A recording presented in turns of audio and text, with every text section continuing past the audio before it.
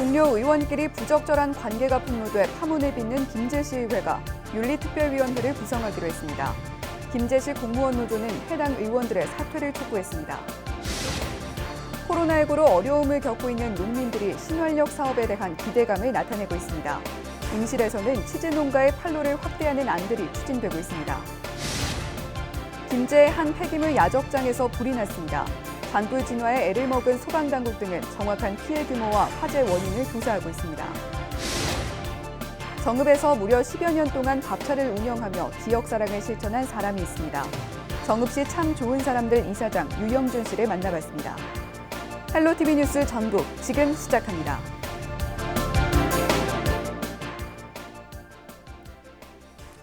여러분 안녕하십니까? 헬로티비 뉴스 전북입니다. 동료 의원끼리 부적절한 관계가 폭로돼 파문을 빚는 김제시의회가 윤리특별위원회를 구성하기로 했습니다. 이에 대해 김제시 공무원 노조는 시의회가 아직 윤리특위를 열지 않고 잦은 사퇴라는 면죄부까지 줬다며 비판했습니다. 정명기 기자의 보도입니다. 동료 의원끼리 부적절한 관계를 맺은 사실이 폭로돼 파문을 빚는 김제시 의회입니다. 한 해 2번 열리는 정례회가 시작됐지만 불륜설에 얽힌 두 의원은 보이지 않습니다. 시의장은 정식 회의에 앞서 김제 시민에게 사죄합니다. 이번 사태에 깊이 책임감을 느끼며 이번 일을 심려를 표시드린 점에 대해서 시민 여러분께 말씀을 사드립니다. 그러나 윤리특별위원회는 이날 꾸려지지 않았습니다. 의장단을 비롯한 운영위원회에 충분한 사전 검토와 절차가 필요하다는 겁니다. 다음부터 빠른 시일 안에 윤리특별위원회를 구성하도록 하겠습니다. 같은 날 김제시 공무원 노동조합은 해당 의원들의 즉각 사퇴를 요구했습니다.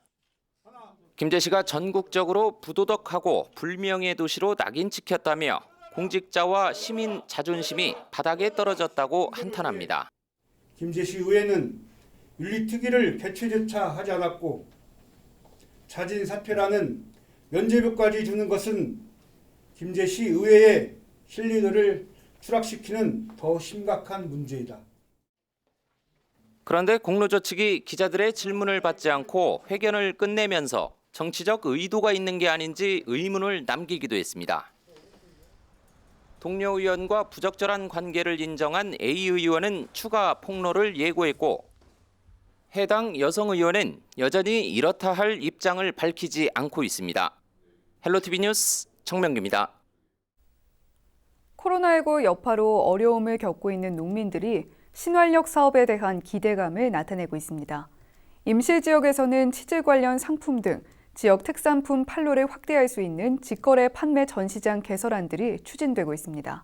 김남호 기자가 보도합니다. 임실군 치즈마을 모습입니다. 이곳은 매년 관광객 3만여 명이 방문하고 있습니다. 하지만 최근 코로나19 여파로 방문객들의 발걸음이 끊겼습니다. 치즈 관련 상품 판매액도 지난해 같은 기간에 비해 절반 가까이 줄었습니다. 임실군은 어려움을 겪고 있는 농민들을 위해 대도시 지역의 직거래 카페 신설 등 농촌 신활력 사업을 추진할 계획입니다. 직거래 형태의 어떤 특산물 판매장과 그다음에 또 이제 소비자가 인지도가 좋은 임실엔 치즈라는 개념을 가지고 지금 저희가 대도시권의 도시형 그 카페형 지금 유통 매장을 지금 설치를 하려고 하기 때문에 아마 농가들의 소득 향상이나 또한 또 지역에 있는 농산물을 그 대도시권에 알릴 수 있는 좋은 기회가 될 거라고 생각합니다. 임실군은 치즈 산업과 지역 개발 사업 등 지역의 자립 발전 기반을 구축하기 위해 오는 2022년까지 총 70억 원의 사업비를 투입할 계획입니다.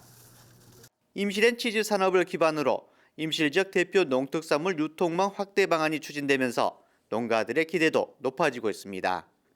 내가 직접 내 생산한 농산물이나 가공품을 이런 마음으로 이런 정성으로 만들었습니다. 어필할 수 있다는 거. 그래서 진짜 소비자를 만남으로 인해서 내 경제적으로도 조금 보전이 되고 근데 한 농가가 뭐 다섯 가정을 책임질 수 있으면 더 좋은 거고요.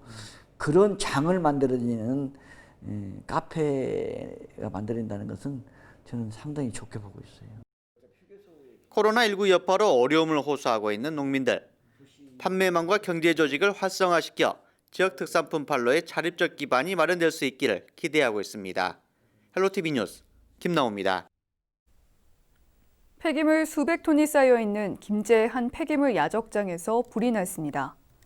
16일 오전 4시쯤 김제시 용지면의 한 폐기물 야적장에서 난 큰 불길은 1시간여 만에 잡혔습니다. 그렇지만 폐기물량이 많고 불이 붙는 물질이 많기 때문에 잔불 정리에 어려움을 겪은 것으로 전해졌습니다. 경찰과 소방당국은 정확한 피해 규모와 화재 원인을 조사하고 있습니다. 소방관 딸이 순직하자 32년 만에 나타나 유족급여 등 수천만 원을 챙긴 생모에게 양육비 7천여만 원을 지급하라는 판결이 내려졌습니다. 전주지법 남원지원은 숨진 소방관의 아버지 63살 A씨가 전 부인 65살 B씨를 상대로 낸 양육비 청구 소송에서 B씨는 A씨에게 7,700만 원을 지급하라고 판시했습니다. 재판부는 청구인 A씨는 상대방 B씨와 지난 1988년 이혼 무렵부터 자녀들이 성년에 이르기까지 단독으로 양육했고 상대방은 청구인에게 양육비를 지급한 적이 없다고 판결 이유를 설명했습니다. 소송은 지난해 1월 수도권 한 소방서에서 일하던 A씨의 딸이 사망한 이후 32년 동안 연락도 없이 지내던 생모 B씨가 갑자기 나타나 유족급여 등 8천여만 원이 넘는 돈을 챙겨가자 A씨가 제기했습니다.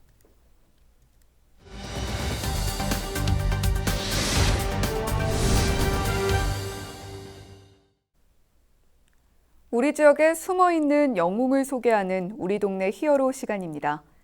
10년 이상 무언가 하나를 꾸준히 한다는 건 쉽지 않은데요. 정읍 시에는 무려 13년 동안 밥차를 운영하며 지역 사랑을 실천한 분이 있습니다. 오랜 기간 그가 지치지 않고 봉사할 수 있었던 이유는 무엇일까요? 사단법인 참 좋은 사람들 유영준 이사장을 이진철 기자가 만나봤습니다. 자, 삼계탕 맛있게 드시고 여름철 잘 보내세요. 모두에 승리하세요. 목사님 감사합니다. 네, 감사합니다. 수십 명의 자원봉사자가 정성스레 준비한 백숙이 테이블 위에 놓입니다. 오늘 준비된 양은 250인분. 매주 화요일마다 수성동 근린공원에 펼쳐지는 모습입니다. 따뜻한 점심 한 그릇을 받아든 어르신들은 매번 고맙고 미안할 뿐입니다. 먹을 것 주고 복 주고 맹 주고 다 해줘서 얼마나 감사하고 고맙고 이렇게 좋은 일이 어디가 있어. 목사님 너무나 고생하고 욕보시지. 13년 동안 이 자리에서 무료 밥차를 운영해온 유영준 이사장. 목회자로 활동하다 밥을 굶는 어르신의 모습이 안타까워 이 나눔을 시작했습니다. 한 끼를 대접하는 것도 기쁨이지만 어르신들의 마음이 건강해질 때 더 뿌듯하다고 말합니다. 우울증이나 분멸증으로 이제 바깥을 나오지 못한 분들 많아요. 방에서만 쉽게 말하면 갇혀 있다 싶은 분들이 이제 월요일 날이나 화요일 날 밥 때우는 그분들 나와서 또 말벗도 하고 또 대화를 나누면서 또 분멸증인 또한 뭡니까 이런 우울증 같은 걸 치료받았다는 것들이 제일 보람된 일이죠. 밥차 봉사가 처음부터 쉬웠던 것은 아닙니다. 차량을 구할 수 없어 주류를 싣고 다니던 트럭을 개조했고 재료비도 부족하기 일쑤였습니다. 하지만 그때마다 힘이 된 건 지역 곳곳에서 보내준 도움의 손길이었습니다. 제일 어려운 게 우리 그 봉사 자금이 없으니까 딴 데 지원을 못 받으니까 저희가 힘들죠. 한계가 있으니까. 지금은 다른 분들이 많이 도와주고 있습니다. 자원봉사도 많이 도와주시고 또 물품도 도와주시고 현금도 도와주시고요. 유 씨의 오랜 선행이 알려지자 후원도 늘고 있습니다. 최근에는 이동형 세탁 트럭을 지원받아 각 마을을 돌며 빨래 봉사도 할 수 있게 됐습니다. 유 이사장은 앞으로 공연이 가능한 트럭도 마련해 어르신들이 식사하며 문화생활까지 즐길 수 있는 이동형 복지관을 만들겠다는 계획입니다. 정읍뿐 아니라 전라북도 곳곳에 있는 어려운 이웃을 찾아가겠다는 마음도 있습니다. 앞으로는 이제 우리가 찾아가는 복지관을 타격도 걸어서 이제 밥차, 또 세탁차, 또 무대차를 하나 만들어서 어르신들에게 이제 재능기부를 받아서 또 웃음 치료나 그다음 노래나 음악 치료 같은 거를 이제 찾아가는 복지관을 통해서 이제 섬기려고 계획을 하고 있습니다. 지난 13년 한결같이 자리를 지켜온 유 씨의 밥차 봉사. 지역에 따뜻한 귀감이 되고 있습니다. 헬로티비 뉴스 이진철입니다.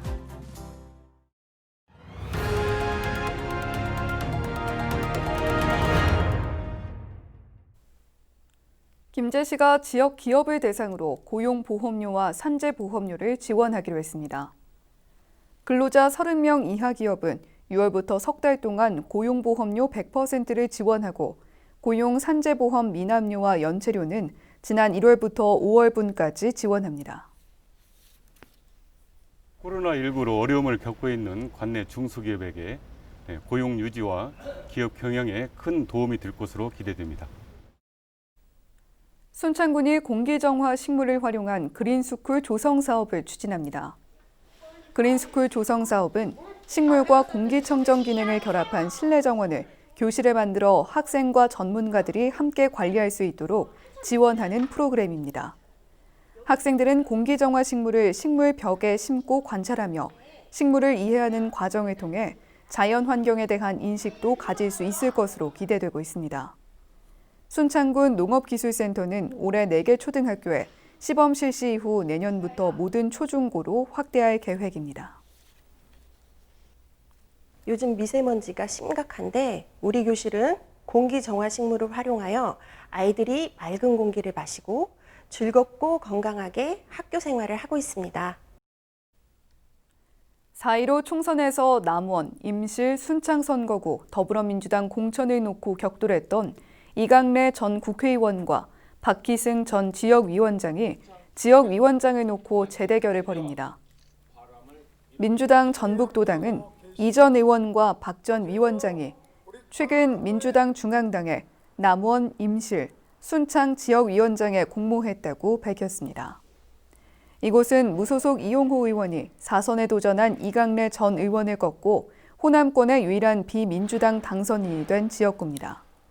두 사람은 지난 총선에 이어 3개월 만에 또다시 한판 승부를 벌이게 됐습니다. 정읍시의회가 254회 정례회를 개회했습니다.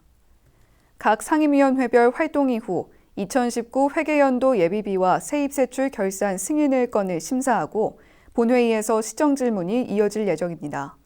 이번 정례회는 16일부터 26일까지 11일 동안의 일정으로 진행됩니다. 날씨와 생활입니다. 수요일 전북 지역 대체로 맑다가 오후부터 흐려지겠는데요. 초미세먼지 농도는 오전에 한때 나쁨, 자외선 지수는 종일 나쁨 수준을 나타내겠습니다.